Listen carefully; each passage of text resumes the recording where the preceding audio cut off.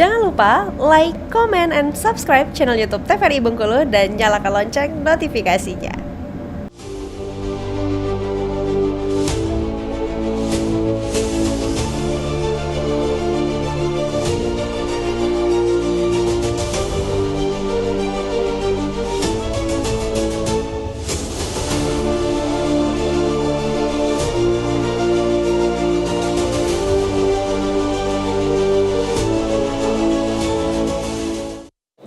Debat publik. Ya, pemirsa, kembali lagi kita di segmen kedua pelaksanaan penyampaian visi misi dari pasangan Rohidin Miriani yang diwakili oleh Ketua Tim Pemenangan Bapak Sumardi. Ya. Jadi kita sudah bahas Bapak berkaitan dengan visi dan misi secara utuh tadi. Tapi kita akan membahas secara lebih mendalam. Ya. Menurut Bapak selaku Ketua Tim Pemenangan dan juga mungkin sudah dirumukan bersama dengan tim pemenangan yang lainnya, permasalahan apa yang paling fundamental yang ada di Bengkulu saat ini yang nantinya akan dibereskan oleh Bapak Rohidin dan Ibu Miriani ketika terpilih? Saya belum itu karena tadi uraiannya belum saya tuntas semua.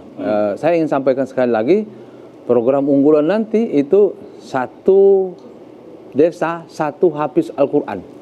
Sehingga nanti ketika pada suatu saat nanti ketika kita melakukan event-event nasional berkaitan dengan agama Islam, kita tidak pinjam lagi ke provinsi-provinsi lain. Kita sudah punya hafiz Al-Quran sendiri, kemudian di dalam intonasi, di gaya dari membaca Al-Quran itu kita sudah punya sendiri. Kemudian sejauh ini memang kita tidak punya di setiap daerahnya. Saya kira kita yang unggulan-unggulan selama ini kita pinjam-pinjam juga. Kenapa? Karena kita tidak menyiapkan secara sistematis. Harusnya kita sistematis menyiapkan orang itu. Bukan kita lomba orang sholat sudah dewasa, enggak. Ya. Bagusnya itu, ya enggak? Kalau ada guru mengaji, dia mempunyai murid lebih dari 15 orang, kasih honor 500. Lebih dari 20 orang kasih 1 juta. Lebih dari 20 orang lagi kita kasih 1,5 juta gitu. Sejauh ini yang belum berjalan apakah karena memang itu tadi pengajarnya yang menunggu gubernur dari Pak Rohidin pada periode kedua. Ya, baru laksanakan. Dia periode kedua itu laksanakan. Dan kita gubernur-gubernur berikutnya tinggal melanjutkan. Itu pertama. Itu program unggulan pertama. Program unggulan berikutnya yang tadi kan layanan dasar kan. Ya. Nah, kemudian yang kedua pengungkit untuk mengurangi kemiskinan dan pengangguran terbuka itu nanti itu bidang pariwisata. Karena pariwisata ini sepanjang negara-negara bangsa ini aman, pariwisata itu tidak akan berhenti. Ya. Maka saya bilang pengungkit utama untuk mengurangi kemiskinan absolut dan pengangguran terbuka itu harusnya kita di samping usaha UMKM ini kita upayakan objek wisata. Dan ke depan kita akan banyak menyiapkan objek wisata di kabupaten kota. Selesai kita bangun, kita hibahkan kepada kabupaten kota. Yang penting orang kita bekerja.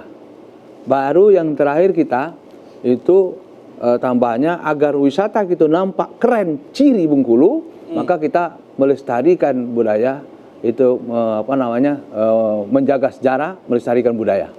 Tapi itu kemasan dari pariwisata yang kita laksanakan tadi. Sehingga udah begitu, oh ini Bengkulu, orang tahu Bengkulu. Sejarahnya berdiri Bengkulu dari tahun 67, 68, kemudian perjuangan sebelum-sebelumnya, ciri Bengkulu baru adat istiadatnya, baru itu sejarahnya ada, kita lestarikan budayanya, sehingga dari budaya itu kita kemas. Orang mau lihat gimana sih sebenarnya wisata Bengkulu? Begini. Oke. Kalau untuk saat ini penilaian dari Bapak dan juga rekan-rekan yang ada di tim pemenangan, Provinsi Bengkulu ini sudah jadi tujuan destinasi wisata atau belum sebenarnya belum. Secara skala nasional? Saya katakan belum, secara nasional belum. Kenapa itu tadi? Karena ini kita pada periode kedua ini kita akan galakkan mengenai pembangunan objek wisata yang ada.